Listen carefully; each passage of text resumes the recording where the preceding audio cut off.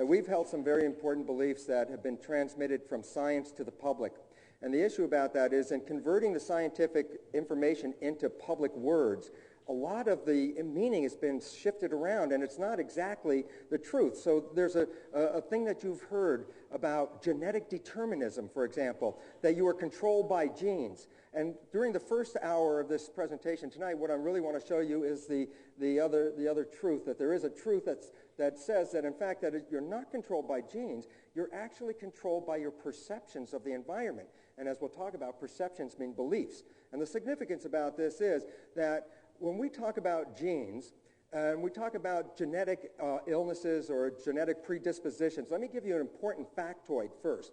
Indeed, there are things called genetic defects, and they affect about 5% of the population.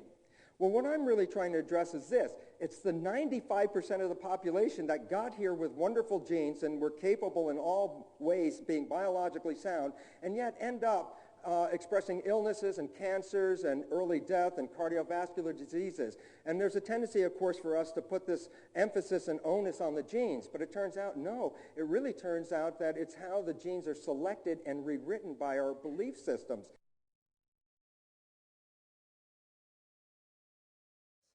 What's going on during the pregnant period? According to OBGYN, all developmental unfolding of genes, nothing for the mother to worry about. Uh-oh, mistake, wrong picture. We look at an embryo and we think, well, it's an undeveloped, unfinished thing. It's still developing. We look at the embryo's brain, and the common perception and written in books today is that the fetus brain is not really developed. That, in fact, even after the baby is immediately born, the brain is not fully developed. It's even been suggested that babies can't even feel pain. Oh, this is a belief system, and that's why, hey, you don't need to anesthetize a baby. You're going to give it a circumcision. Just cut that skin. It won't mean anything. Why do you think the baby's screaming for? Oh, because we're constraining it. No. And the reality is the brain is functional through at least halfway through fetal development. It is functional. And therefore, it is not just passive. Two very important books are these books, one by Thomas Verney, the other by David Chamberlain, two brilliant scientists in the field of pre- and perinatal health. These are very important. What they're telling you is, contrary to public opinion, that the brain isn't developed. In fact, it is quite developed and quite aware of what's going on. The reason is it's adjusting its biology to that perception of what it experiences. And then to demonstrate this for you, I want to show you a sonogram. And this is a sonogram that was taken in an experimental situation, that the mother was getting a sonogram, and then the father created an argument with the mother, and to observe what happens to the fetus. Now, if the fetus wasn't really paying attention, it wouldn't really care what's going on. Watch this. It's in Italian. You won't understand it. Watch the fetus. I'll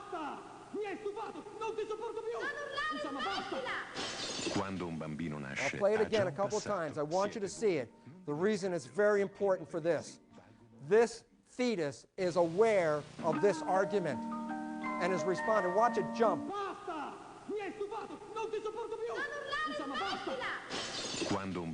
These are convulsions of panic and fear.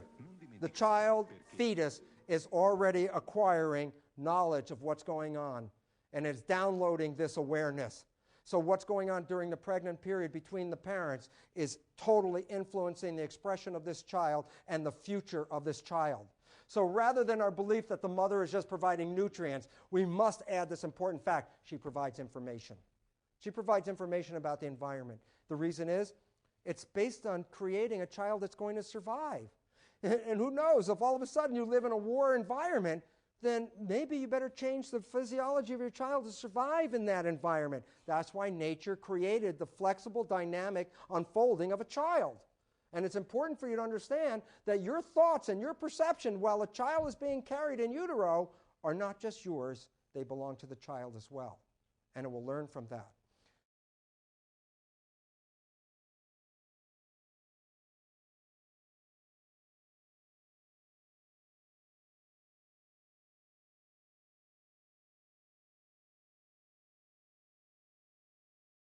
So how do I activate the gene? Well, you heard of cancer genes? And you say, what is that, a gene that gives you cancer? And the answer is, here's a simple truth.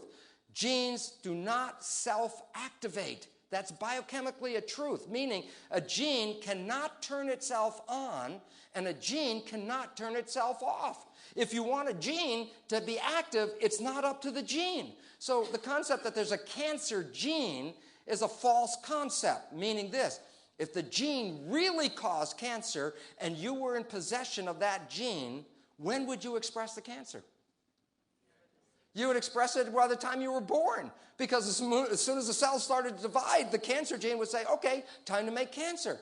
So how can you have so-called cancer gene for 30 or 40 years sitting in your body and you don't have cancer, and then you get cancer? Should I go back and say the gene caused that? And the answer is no. In this paper by Niehaut, Metaphors in the Roles of Genes in Development, he played it out in this a simple statement of truth that I'm going to show you, because I want to use his paper because the statement is so perfect. But the fact is this: what did he say? He said this: for 50 years, we have believed that genes are in control. We've been repeating it and saying it over and over again for 50 years so that it's part of every textbook. And the bottom line was, that was never a scientific reality. It was never scientifically established that genes control anything. It's not true. What is the truth? Well, the answer is this. The first thing, conventional belief, genes control biology, is totally false. Why? Genes can't turn themselves on. Genes can't turn themselves off. How are they going to control anything? They can't control themselves. So bottom line is, the genes aren't in charge. So the question is, if I need a gene to be activated, and why would a gene be activated? To make the proteins for the cell that needs to do the behavior. So the truth statement is this: when a gene product is needed, a signal from its environment, not an emergent property of the gene itself, activates expression of the gene. Well, that's somewhat of a complicated sentence, so let's simplify it. Just read line 2 and line 4. And if we read that, it says, a signal from its environment activates expression of the gene. What does that mean?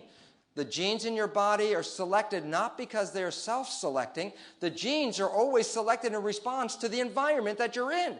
So if you had that cancer gene and for 35 years, let's say, you stood around saying, hey, I don't have cancer, and all of a sudden cancer happened, are we going to go to the gene and blame the gene, or what would we actually look for as responsible, if you understand the truth statement? The signal from the environment. What change in your life promoted activation of the gene that was sitting dormant for 35 years? We've been focusing on the gene all the time. The point is, we have to start focusing on the signals. The signals do this.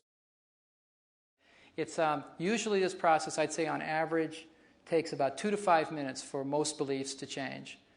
Small price to pay for something you've had all your life that's been arresting your life and keeping it from being in that ecstasy, the picture that we saw, and really promoting a lot more of the protection and the scream energy to your life. So it can shift, it does shift, and it's not about me doing something, it's about her. In fact, all of Psyche is really about very little about the facilitator and a whole bunch about the innate wisdom and the divinity within each of us. It's activating that and moving it into a specific area of intention and giving the tools to the subconscious mind to do the job that it is capable of doing with the proper instruction for doing it. Sometimes when the change is taking place, this is another interesting aspect of this process, is that it's not particularly visual. You don't have to visualize anything. If you're not a good visualizer, you don't have to make a picture in your head to make things come true.